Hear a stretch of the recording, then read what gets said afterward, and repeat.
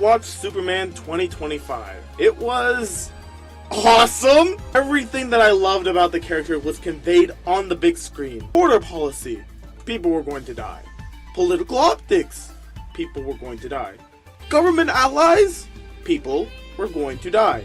10 out of 10. Some of the standouts of the movie included chick magnet Jimmy Olsen, lore accurate Lex Luthor, and Clark's relationship with Lois Lane. As I walked out of that theater, I thought, man, that was such a good representation of their dynamic. But as the night went on, this motherfucker don't miss. No, he's fucking good. That motherfucker don't miss, man. He's good.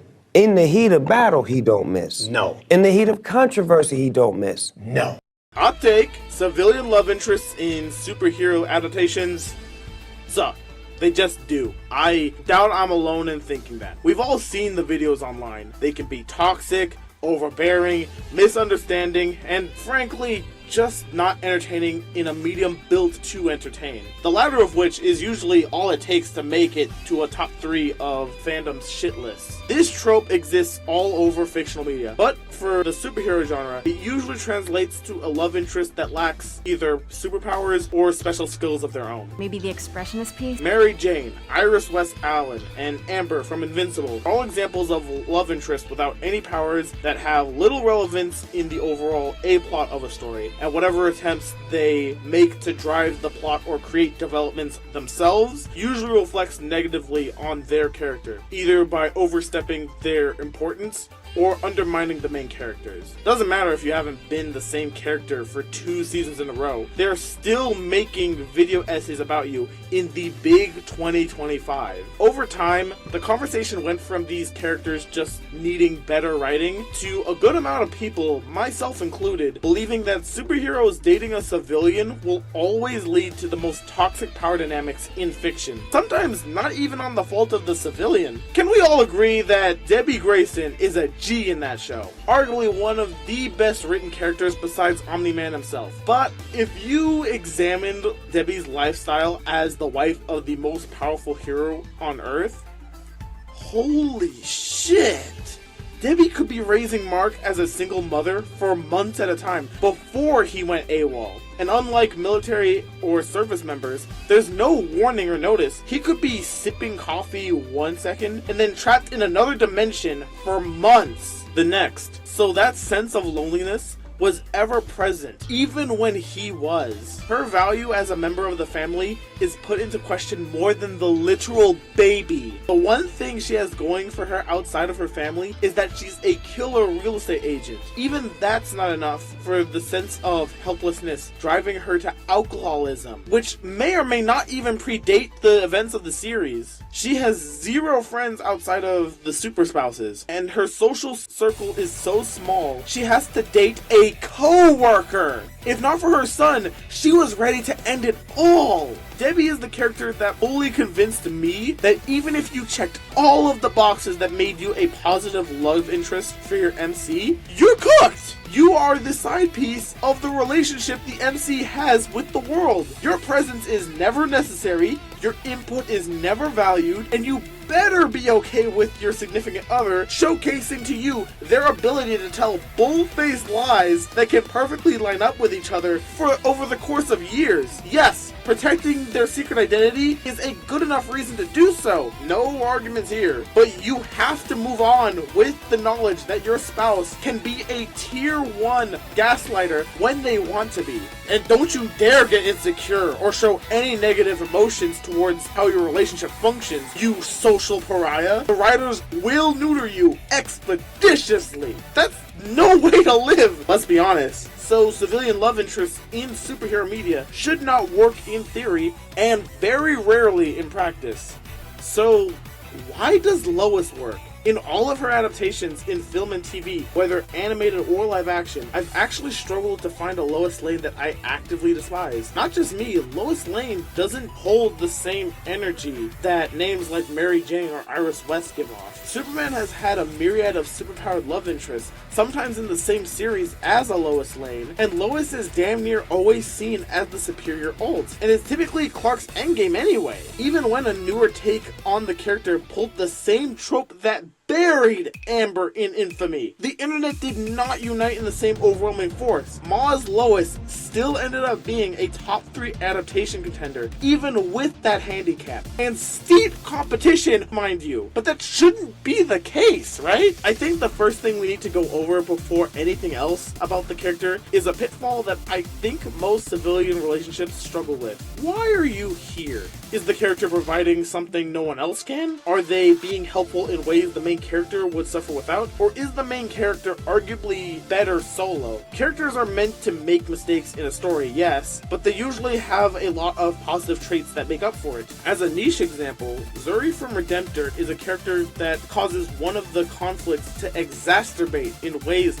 even he's too reckless to predict. Yet his endearment and moral compass brings a sense of tragedy to his character, and he ultimately gets a pass as a love interest. So if a character does something inconvenient while being a nuisance to both the characters and the audience, then that's the first thing that always comes into question, and it's how most civilian love interests fail, in my opinion. The reason Lois Lane works on so many levels with Superman is because of her occupation. Lois Lane isn't just a reporter or news anchor, she's an investigative journalist, a career so dangerous in the real world. One journalist dies every 4 days. You know, it may just be me, but at that point, you have to be in it for the love of the game. It's a job with only one goal: to uncover and share the truth about what's going on to the public. Already, we know that only a specific type of character would ever want to be a journalist as their career path. Lois doesn't needlessly put herself in danger. It's quite literally in her job description to die in service of bringing the truth to light. The criticism of her only putting herself in danger because she can exploit Superman for protection doesn't work, because even in an alternate universe where Superman isn't a thing, she's still doing her due diligence. She straight up accepted death here, because in her line of work, living afterwards is just a luxury. I know that this is a parody short, but there's no such thing as a funny lie. She's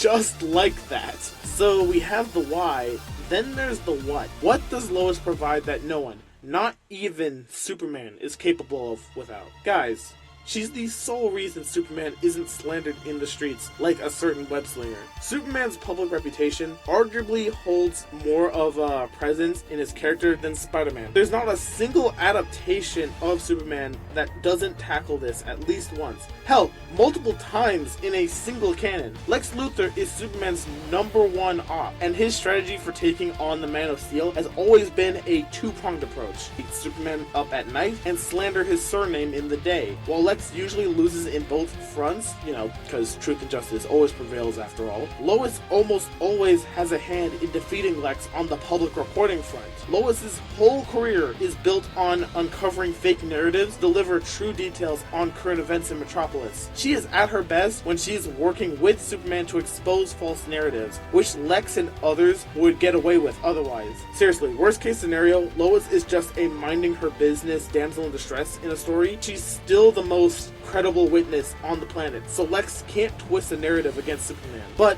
is Lois completely essential to Superman's character? I mean, he has had a myriad of love interests over the years that aren't her, so what exactly are we left with if Lois isn't in the picture? Well, as it turns out, we lose Clark. Everyone else around him views him as Superman, even Jimmy. But Lois is the one that loves him as his farm boy self. It's like, and I hate to be referencing this, Miraculous's Love Square, where the most toxic outcome is, come on, objectively the one where they can't be themselves around each other. While I did not grow up with watching Smallville, part of what made Laura's dynamic with Clark crumble is because Laura effectively wanted a relationship with Superman, not Clark Kent. She infantilized him to the point that she became Smallville's most hated character, apparently. But when Lois entered the show, it's like they were made for each other. No, literally. Barring some modernizations of their status and relationship, Lois and Superman have always operated like this since their inception. This means that Lois, as the progenitor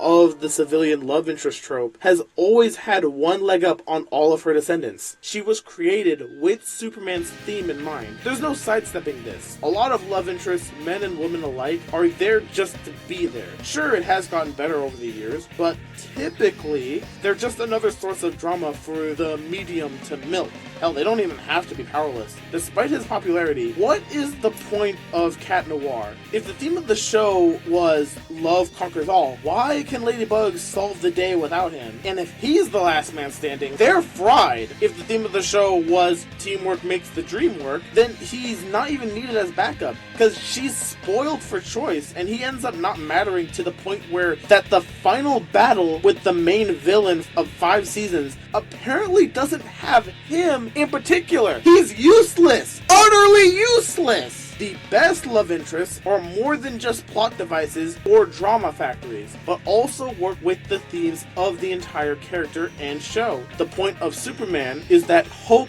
truth, and justice will always prevail in the end. No matter the odds, he pulls through to protect those virtues. Lois's entire purpose is to uphold the truth, to share critical knowledge with her investigative journalism, and dispel information no matter the danger. Superman always puts his body and life on the line for the ideals he stands on, and in turn, so does Lois Lane. Superman always needs to make sure that Lois survives, because if she prevails, so does truth and justice. She doesn't add inconvenience for him. She upholds what constitutes the character in the first place. You cannot say that about Lana Lang, or Mary Jane, or Amber Bennett, or Jimmy, or Iris, or Julie, or Asami, or Michaela, or Carly, or Bianca. Arguably Hinata, even though she has powers, and I like her. And somehow Adriana Grast! But I do think all of this would be a moot point if Lois Lane wasn't a dynamic character for both Clark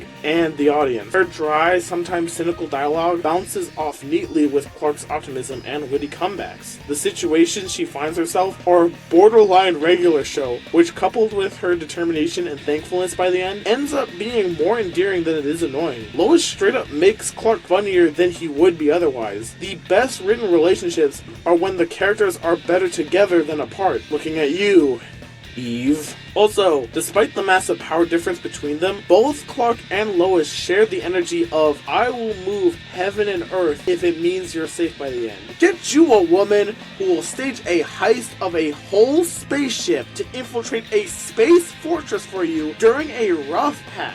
Get you a wife that will yell at you for not having you and your sons jump Doomsday so you don't die. Get you a woman who will break into your apartment to solve your murder out of sheer respect and works with Superman nearly getting herself iced to expose the culprit. Get you a woman who is willing to break every federal law to bust you out of a pocket dimension and will help hold the entrance open as long as humanly possible until you escape 3 months into your relationship. I don't care how many times I have to say it. She is like that. No, she isn't perfect in any and every incarnation, but her relationship is always healthy enough that even when they argue and bicker, by the end of the day, they still choose each other. So with this clarification, it's easy to see what other civilian love interests lack. So many characters will try to follow Lois Lane's skeleton and then completely miss the mark one way or another. Why do you think there's such a surplus of leading news ladies in action media? Because on a surface level, being a news-oriented character should grant you every virtue that I listed for Lois automatically. A reason to be there, a purpose that serves the star, prominence in the narrative, etc. But unless your name is April O'Neil, none of the meat that makes the skeletons human is usually present. They have a reason to exist in the story, and then no further care is taken to make sure that their presence isn't absolutely insufferable. The dynamic isn't thought through enough, and sometimes the writers make the MC unbearable with how they treat their love interests, or have untainable alts look vastly superior. How?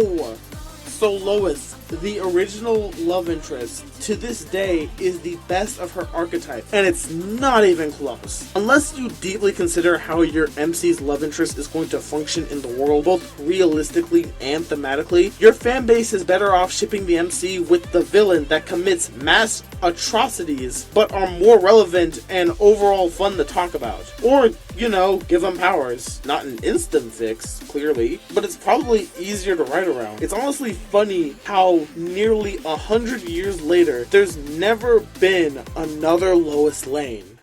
Stop sleeping on it! Thank you if you've made it this far. Please like, comment, and subscribe. I'm going to be making more content like this in the future. I know this channel is intermixed, but that's just how I roll, If you have any other fun topics, comment them below. Definitely share your thoughts. Stuff like this, it's always fun to talk about. And I think it's something that not a lot of people really discuss, in good faith. So I really want to hear other people's thoughts on this. With that being said, my name is Dark Dive, always spelled with 23, but the numbers are silent. Have a good day. Peace.